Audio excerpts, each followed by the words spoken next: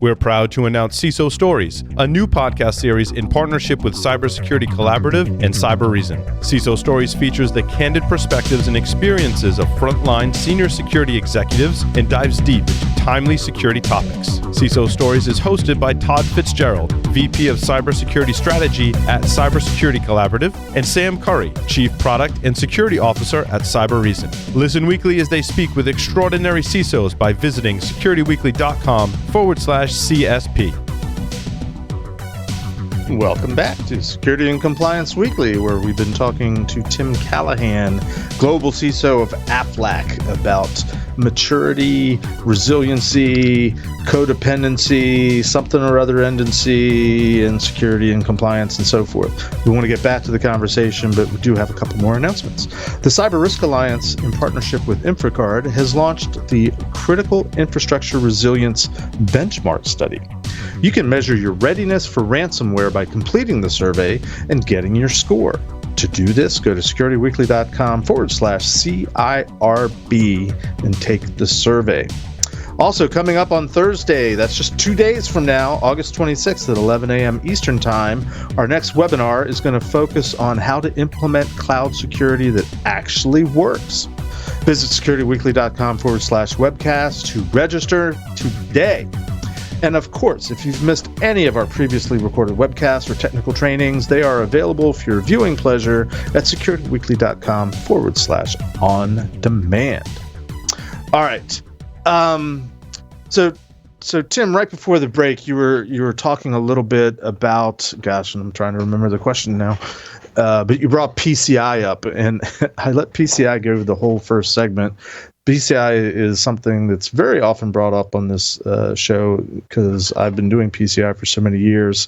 I guess what I wanted to ask you about is, given you've been at Aflac for 7 or 8 years now, you've been in your global CISO role for 5 years or so.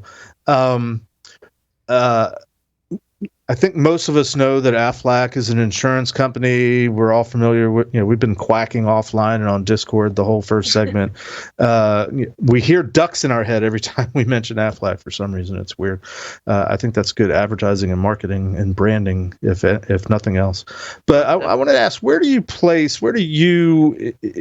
within Aflac place PCI compliance sort of on this scale that you've been talking about throughout the first segment, in terms of the maturity of your cybersecurity organization, your level of resiliency, your level of defensibility? I'm just curious, and I won't hold you to your answer, but do you really truly see PCI as just sort of ground level table stakes? You brought up the NIST cybersecurity framework as a framework that you're also using.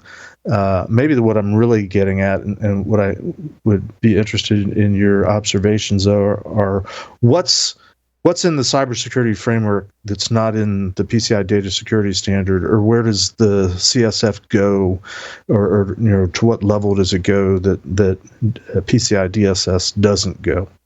Can you give us some thoughts on that?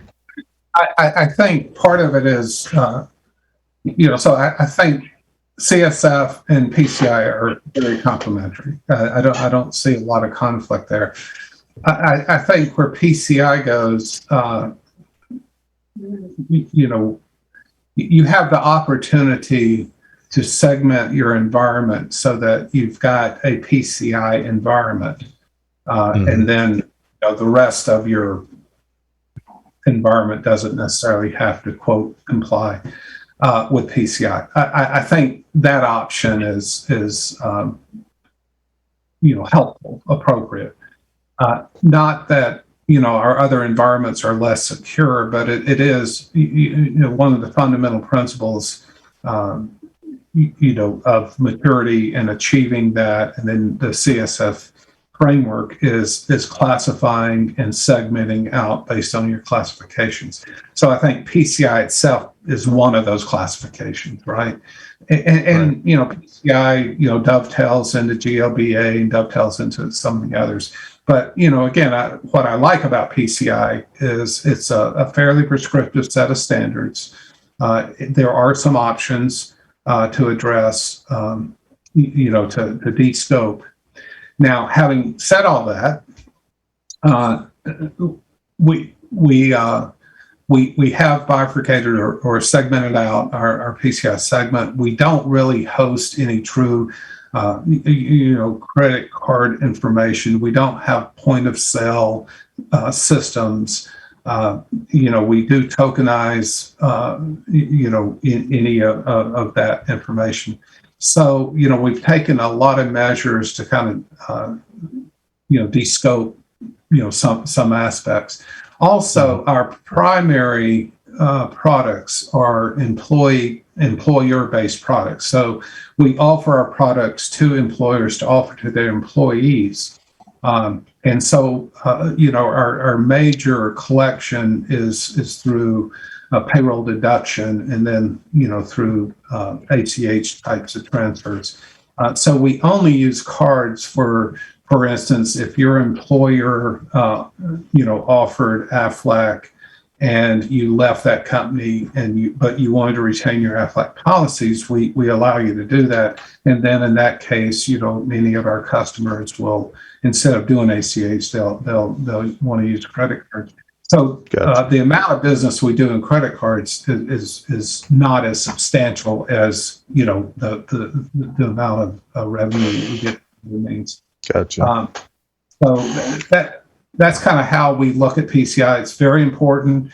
I do appreciate. I wish other industries kind of had the standards protocol. Obviously, you need it because of the the efficacy of using a credit card to commit fraud, right?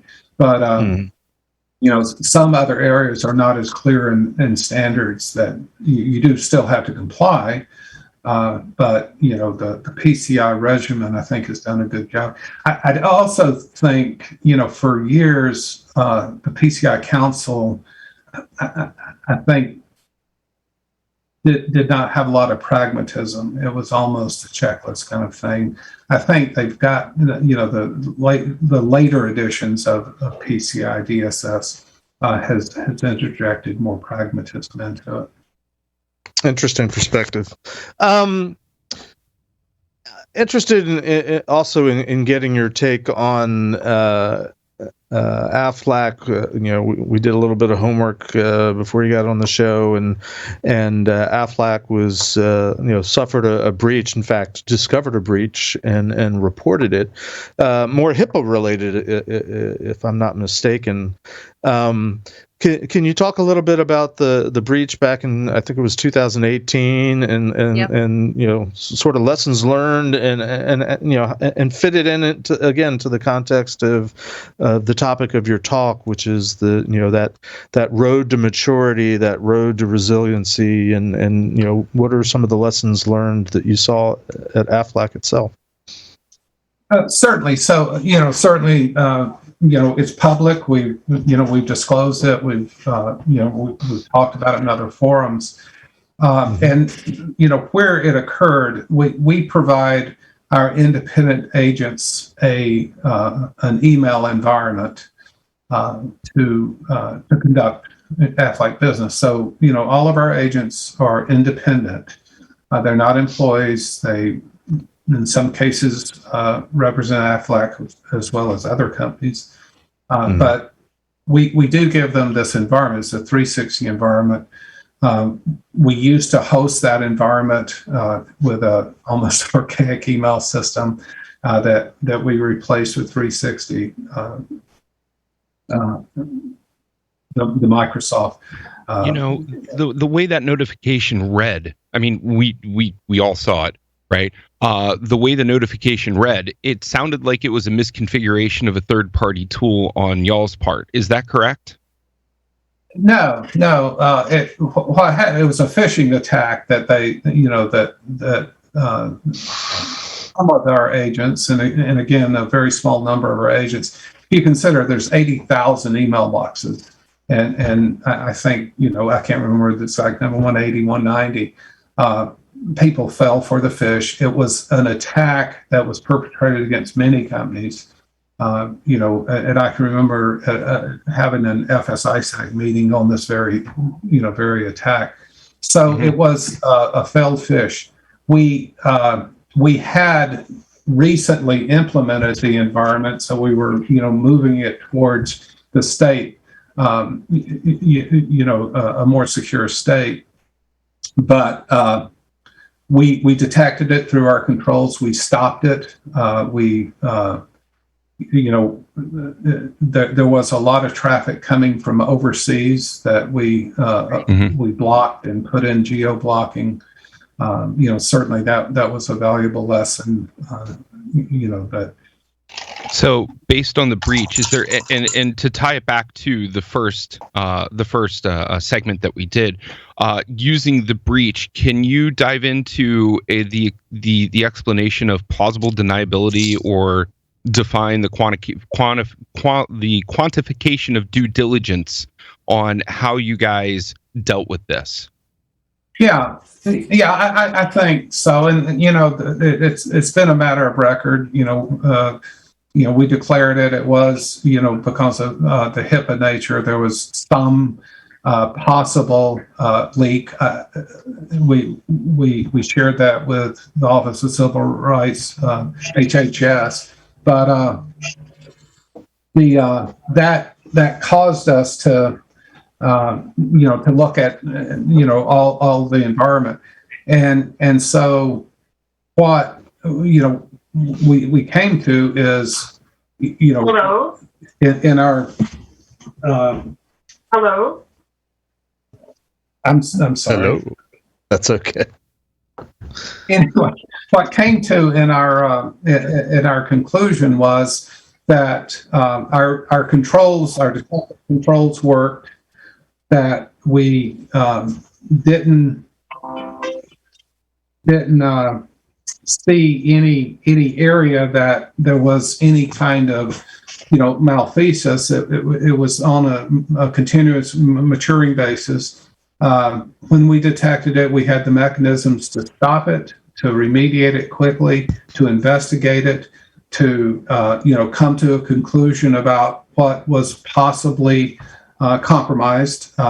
We were of the opinion that nothing was actually compromised, but we declared it just out of an abundance of transparency. We notified any possible clients or any clients that could have had a possibility, again, just out of abundance of transparency. Right. But we did not think in any way that it was actually compromised. What the attack really set out to do was more around using legitimate email addresses as means for spam, and we did see that. The group behind it was, like I said, investigated, was the action of some governmental investigation, and was kind of taken down. The valuable things that we learned was, again, us being very new to that environment, that email environment, and we were, still implementing, but the ability to geo-block, the ability to implement for multi-factor, and those kinds of things grew out of that. And multi-factor was on our roadmap, but this did make us want to accelerate that. Well, I think probably the biggest testament to your company is the fact that you actually detected the breach, because within the PCI world, which makes great headlines, it's a great article on Krebs on security when there's a payment breach, which there haven't been as many lately, at least that we hear about, because there's been so much ransomware attacks. But rarely has any merchant or service provider involved in PCI detected the breach on their own. Almost always it's been the card brands coming in, because they focus so much on fraud, which isn't part of PCI. It's a weird thing. But they detect the fraudulent activity and they look for the point of common purchase or point of common interaction for all these different credit cards that are being used for fraud. And all the roads lead back to you, small retailer in the Midwest, and that's usually how they find out, or large retailer in the Midwest. Well, I think too, it also proved out our strategy of segmentation, right? So our email system, like I said, for the agents is segmented from our corporate email system, segmented from some. So, again, segmenting and classifying those different environments means that, the criminals never had an opportunity, even if they penetrated, they never had an opportunity to penetrate our core systems. They, each individual mailbox was at risk because of, the phishing and giving up credentials. We also, since then, have implemented a very aggressive anti-phishing campaign that, again, that was in our product path, so to speak, but we accelerated that, especially for our associates. So, and bringing the associate email box behind, a lot heavier email security was also a product. It's interesting that you mentioned the sort of the heightened security awareness, the anti-phishing campaigns, or the phishing education, whatever you want to call it. You had commented in the first segment, and I thought you made a brilliant statement about never purchase technology until you've got your process figured out. We often talk about the three legs of the stool of information security being people, process, and technology. You've talked process and technology. What about the people? Where do they all fit into your ever evolving and ever maturing security program at Aflac? Yeah, so initially, as we were building the program, we did a skills assessment, right? So, what are the necessary skills? And then did we have them? Through that exercise, we targeted particular skills of hiring, and even to some extent experience levels and things of that nature. I don't think that's a once and done kind of thing. I think you have to continually do assessments, and we do. So, every couple of 3 years, we'll refresh our skills assessment, again, to make sure that holistically we're looking at it. But then as we do a project, or for instance, we always look at, okay, once this project is done, is there a skills impact? Is there a new skill set? And again, publicly, our Chief Digital Information Officer has talked about our move to the cloud. And certainly that is a big project that we took a security first attitude. So, if the business was saying we need cloud first, we were saying, yes, we agree, but we need security first, so that we went in with a specialized team to assess what we would have to do environmentally, working again with our partners in AWS to make sure it was secure before we started dumping workloads into it. But in that process, we said, okay, because of this is a new set of skills that we need. Cloud security architect, cloud IAM. Just kind of the whole set of skills that we had to refresh. So I think, people are like anything. People are the fundamental of any successful program. And you have to have the right people, which means you have to recruit the right people, which means you have to retain the right people, and you have to have a program that keeps them fresh in skills. So that's the people aspect of the program. Gotcha. So whenever we talk cloud, whenever we talk cloud on this show, we fail to mention that the cloud is just somebody else's computer, right?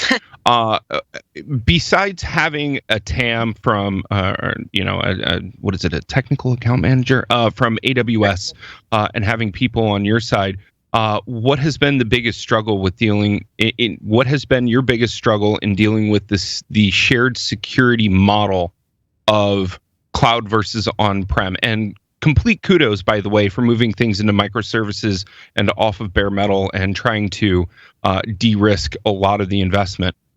So what has been your challenge, number one? Number two, what was the determining factor to say, yes, we can cut cost and increase speed and efficiency by moving things offsite and into the cloud?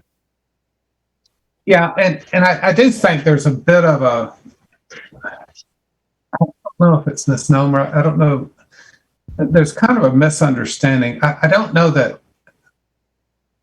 that cloud is an efficiency, cost effectiveness kind of play as much. I do know that if a company decides to go to the cloud, I've heard it described as that's 3 or 4 years of investment that will enable you to be more efficient out the other end. I don't know that you realize that, like I said, in the first at least 3 or 4 years. But I think the most important aspect, in my opinion, is looking at it, making sure there's a good agreement about who is responsible for what, right? So understanding where you're going to use cloud native tools versus your own tools, what you're, yeah. It's making sure you go in with a full eyes open. Like I said, we established something, and it was actually led by one of my directors, the director for security ops and threat management. It was called the Cloud Fusion team, and the team was formed up with the technology team, the digital services team, one of our subsidiaries that wanted to be the first kind of going in the cloud, their architects, our architects, basically this team to look at it, get with AWS and say, okay, here's what we want to do. Based on this, we actually had a third party come in and help us. I think it was Deloitte, come in and looked at it holistically of, if we wanted to use this in a full business model, that means we're going to have, sensitive information in there. We're going to have client information. We could possibly have PCI information. So looking at it from all those lenses, what do we need to do to protect it at least as good, if not better, than our core data center and our traditional way of looking at it? And I think we went in eyes wide open, and we knew that it was going to be an upfront investment. We knew that some of the tools that we used on-prem are not going to work in the cloud. So, again, it's not like we got to do away with on-prem. So we moved from, protecting an on-prem environment to protecting an on-prem environment and protecting a cloud environment. Right. By the way, throw in SaaS models and, platform as a service models and everything else into the mix. Yeah, and that's I feel like that's pretty common too, with older companies and stuff. It's not like Aflac is a startup, right, where they can just pick, okay, we're going to do this in AWS, right?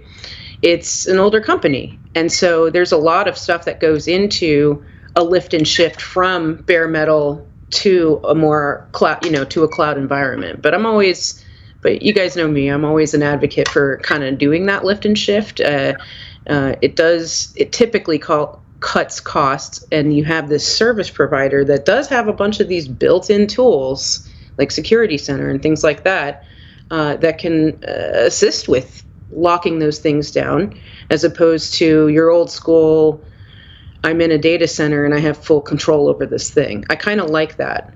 I love that you said typically in that sentence, Kat. I've got to tell you, typically. And the reason that I'm saying that is because that lift and shift has always been sold to us in the industry as cut cost, increase performance, increase robustness, allow for less latency on the wire, right? And achieve those 5 nines, 11 nines, whatever you want to call it. But recently, in the last couple of years, we've seen people lifting and shifting away from the cloud and back to on-prem. So what I want to know is they go and do that. Go ahead. Right? And typically what they do is go back. You know what I mean? I've definitely seen that to where AWS, for example, it is pretty costly when you're up there and using all of the different things to secure that environment, right? And so companies will move to the cloud or maybe move partial to the cloud, and then they'll go, oh my goodness, the bill is higher, right? Without taking into account people and things like that, and the value that they're getting out of that. They'll move back to Rackspace or wherever the hell, you know? And in 3 years, they actually move back. Well, here's one of the things, Kat, that you bring up, and I think this, this is where we because we are a fairly conservative company, took a pretty sober look at it. The advantages you get from the cloud is the ability to spin up and spin down workloads. What many companies find, and this is kind of backed up by some industry studies that we've looked at, a lot of companies are really good at the spinning up, but not the spinning down. So you wind up having a lot of capacity you're paying for that's not necessarily used. That part, yep. Yeah, big time. And so then these companies tend to figure out that that's the thing. Like right now, I'm working with a client where they had like 200 different instances that were just out there running, haven't been used for 6 months. That's something that security-wise you do have to be taking a look at, and cost-wise, but so many people don't. Go on. Oh, Kat, you're making an excellent point. You made it earlier on IT asset management. It's so important that you have mechanisms to know that, right? And it's just like on-prem, when we started maturing our program, even on-prem, we found a whole lot of servers that were out there live on the wire, so to speak, that weren't doing anything. They were just there. And so what you have is the classic example of we're accepting a risk for which there's no business value. Where, we've got an exposed server, even if you keep it patched, right? It's still not bringing any business value. So why is it there? Turn it off. And you have to particularly pay attention to the cloud, right? If it's not being used, turn it off. Because not only do you lower your risk or your threat surface, you save money, right? Because you're going to pay for. Usually, if they're abandoned like that, what I've found is like they've got 500 different security vulnerabilities that they need to address, and it's just hanging out there. Yeah. And it's a problem. You got to like shut those things down if you're not using it. Right, you can't just abandon it. But multi-cloud. Wait. Same risks. Right. Same risks, same money, same people that need to do it. We've seen shifts in the marketplace that have said, well, if you're going to use Amazon, then make sure you have GCP, Azure, or even Rackspace as a hot site or a warm site, and the lift to get those up and running should be somewhat minimal. But with everything that AWS offers, it's kind of difficult to deal with the others when you don't have the same process and tools, replicated in the other cloud environments. So, there's the added time, money, budget, like resources of setting all that up. Just throw it in another availability zone. You don't need to have for certain companies. Sure, that makes sense, but they're not the same technologies, and you're right. There's a lot of complexity with doing that. I'm kind of in the camp of just throw that thing into another availability zone and maybe avoid East. Yeah, and then on the front of all of your cloud offerings, you need to also have some sort of DNS based mitigation strategy, whether it's using Cloudflare or it's using some other tool. Yeah. To be able to stop most of the attacks that are coming through. A lot of the DNS based stopgaps already have prepackaged tools for most of the CMSs that are out there, unless you're building your own CMS. And if that's the case, good luck. Yeah, and we do have some Azure instances still stood up. I mean, our strategy is not to continue to build in that environment, but to obviously maintain until we can migrate or whatever. But you do, and I do think that many companies don't necessarily go in with their eyes wide open on understanding that there is a logistics tail to every decision you make. And you've got to understand what that is before you make the decision. Otherwise, you go into these, these new great ideas, and you wind up backing out because you can't stand the cost or you can't stand the impact. So that's always been my kind of caution to people considering these things.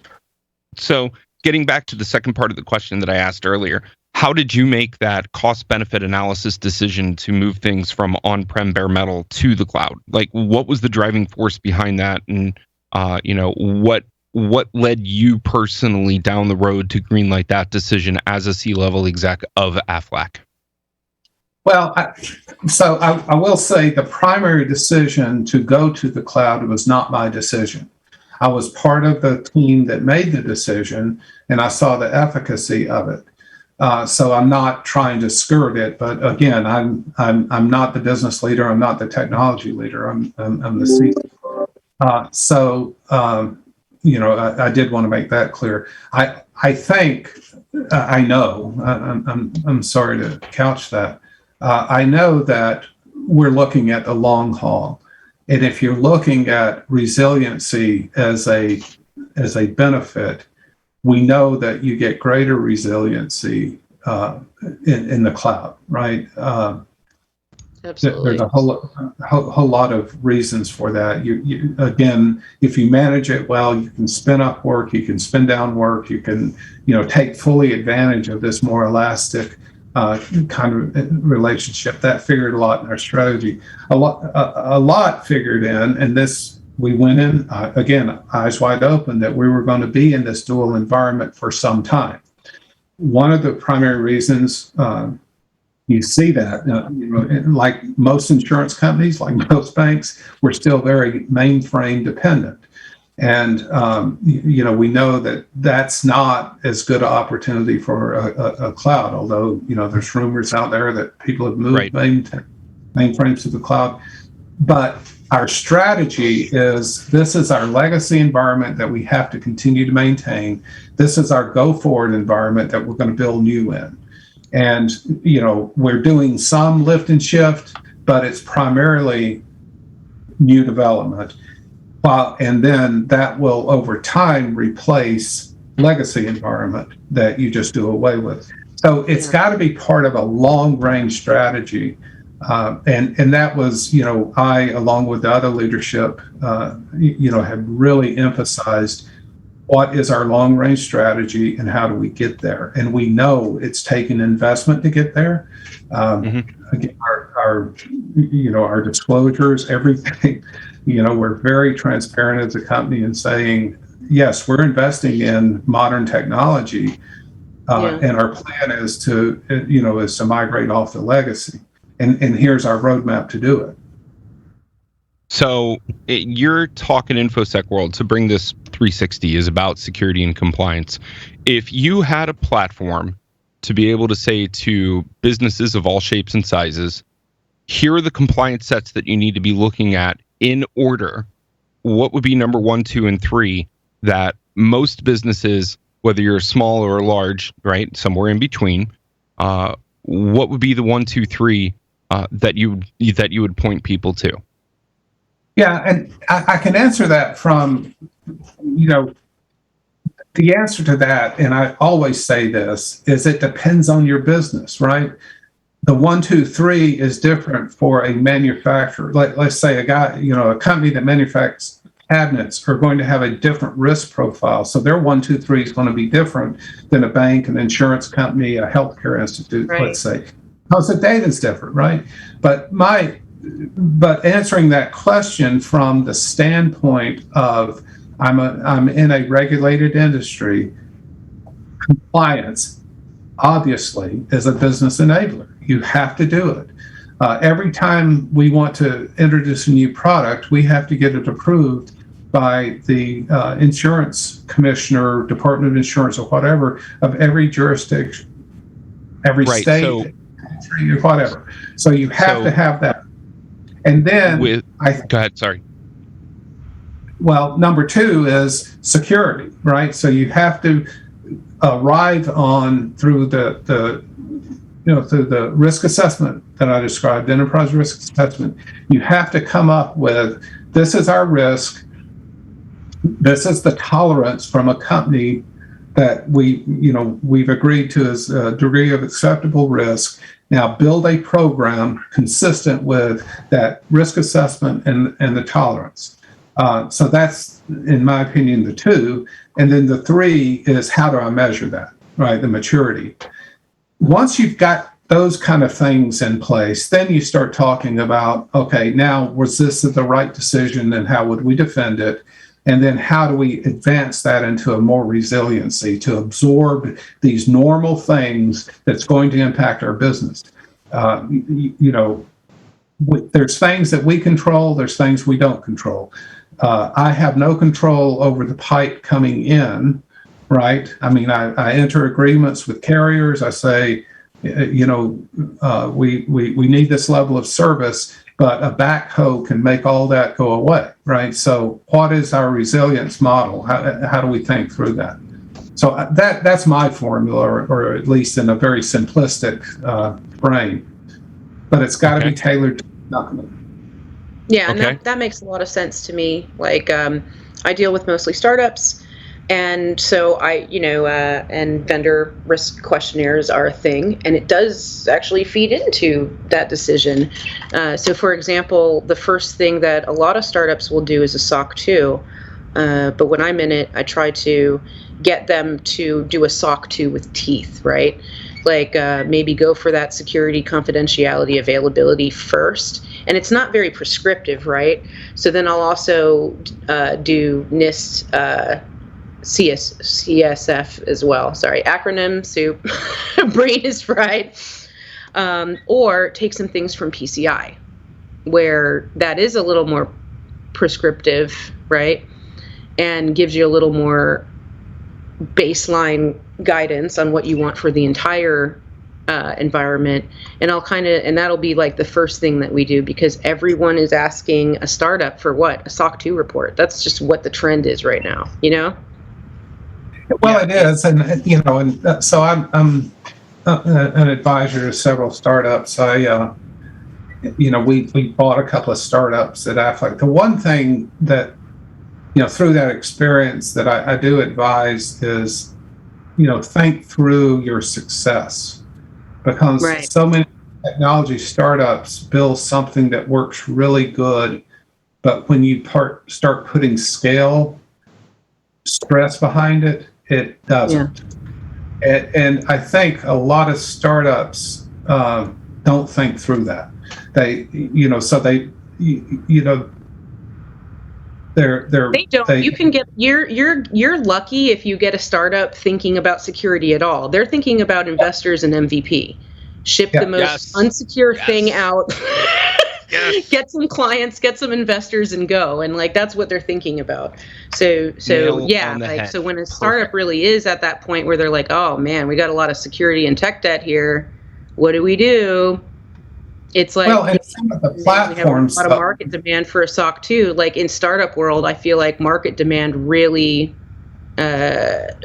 drives startups, because they have a lot of investors and that they need to please right away to get that round A, round B, Well, it's not just market demand. It's also where the sales are heading inside of the organization. A lot of the companies, Kat, that you and I deal with are not, at a CMMI level, not CMMC, no, CMMI level, where they can deal programmatically with looking ahead and trying to find those bits of golden nuggets to be able to say, we need the CSF, we need SOC 2, we need the RMF, we need, PCI HIPAA if you're going vertical agnostic, and that's really where my question was headed. If we're go ahead. No, it's all good. If we're in healthcare, HIPAA is number 1, RMF is number 2, CSF is number 3. If we're dealing with credit cards, then it's PCI number 1, right? and then maybe CSF number 2, and then RMF number 3. Like, how do we go about teaching these smalls and mediums, and maybe even larges that don't have the CMMI maturity level to deal with security? Does that make sense? Yeah, it does make sense. And again, getting a little more involved in startups and being a part of, you may not know this, but Aflac has a venture capital arm as well. The one thing, and it's not just security companies, it's all technology companies that need to really think about, am I building on a platform that scales? Am I thinking through process? Because it's neat to be nimble and fast, but at some point, if you don't build in, the process, you're going to get to the point that your scale has hampered your continued growth because the platform does not continue to grow, or it can't handle the load. Or, again, I know I'm talking in generalities, but I'm not saying build everything on a mainframe. I definitely don't want to repeat that. But at the same time, pick platforms that have a good history of scaling. Think through process, and it's fun to be a developer in these shops that are startups and everything's fast and loose. But if you're dealing with a product that's going to go into, or you want to sell to a regulated space, you better kind of think through what is our development, our SDLC, even our DevOps strategy, so that we can prove out under scrutiny of a SOC protocol or a PCI protocol. What is that? And it's not a bunch of guys in the basement just flinging hash. You've got to think through it, right? So Preach. Anyway, I'm sure I'm preaching to the choir. No, you're not preaching to the choir. And like the great thing is that the show that we've built here reaches all types of people, from really high executives all the way down to startups, including lawyers, including people in healthcare. Like you're really, and this is my final thought, Jeff, you're really reaching a demographic that needs to hear this information. And one of the big things that we as compliance personnel, compliance people, industry people should be pushing is not just systems at scale and how you move the data from one system to another, but it's also compliance at scale. And I don't think that, I'm sorry, let me rephrase. I don't feel that we're doing a good enough job with teaching compliance at scale like we are doing with systems at scale. Kat? No, and actually, I was just going to say, no. When I said preach, I don't mean you're preaching to the choir. I promise. That's a compliment. Preach on. I mean that I'm sitting at church right now. So no. But no, I pretty much agree with that. We don't have compliance at scale, but we sure do have a lot of avenues for technology at scale, right?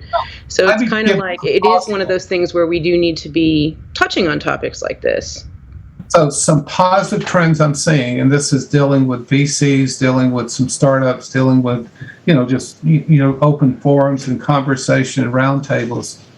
A lot of startups are starting to get it, right? They're asking CISOs to be on the advisory board. They're, a lot of the VCs are are hosting roundtables to have these conversations, so the VCs understand when they go and invest money if they're following these practices. So I do see some good coming out, but there's a lot of startups.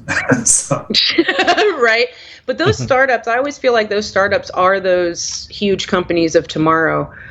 So like you, I get invited on boards and stuff now too. And I think that they're really, within startups, there is actually a shift happening right now, because the whole lob and MVP out there to impress the money folk, right? It's not really cutting it anymore. Especially, I would say, what was it, 2017, 2018 really saw a shift in that, where these bigger companies do want to give these startups a chance, but they do need to demonstrate certain things to not put their business in jeopardy via like the vendor supply chain, dealio. Yeah. Now, I would like, and I've never had this opportunity. I'd love to have an opportunity to talk to Zuckenberg, about, if you were to start Facebook up today, what would you do different, right? That would you think about the Cambridge Analytics scenario? Would you think? Right. I mean, that would be fire. Jeff, can we make that happen? Yeah. Like, what's Yeah. up, So I just took a note. We're going to try to get Zuckerberg on the show. Let's see if we can make. Well, make sure I'm one of your guest hosts then. Fair enough.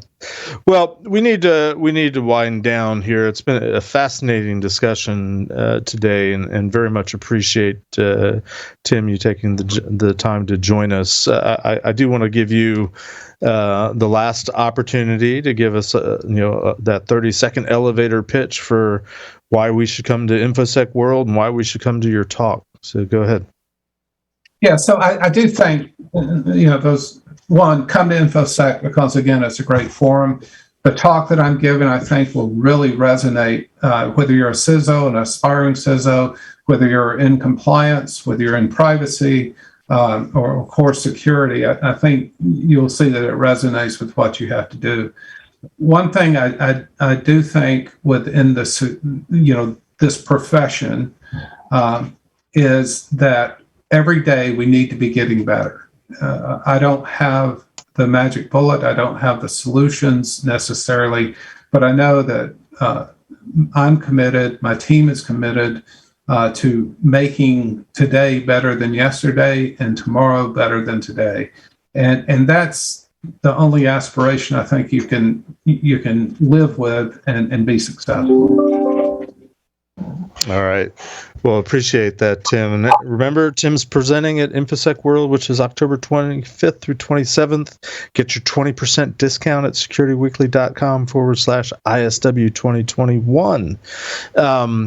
So that's going to wrap us for this week. Next week, we're going to be joined by a gentleman named Christopher Boulin. I hope I'm pronouncing his name correctly. He's going to talk to us about something near and dear to my heart, pet peeve, the way merchants, providers, vendors are just spreading a lot of misinformation and generally missing the boat and not serving the merchant community well when it comes to PCI security. So hope you haven't run out of your fortitude to talk PCI issues, but this is a big issue within the PCI community. So hope you can join us next week. That's going to wrap us. Stay secure, stay compliant, keep building those bridges and tearing down those silos. We'll talk to you next week.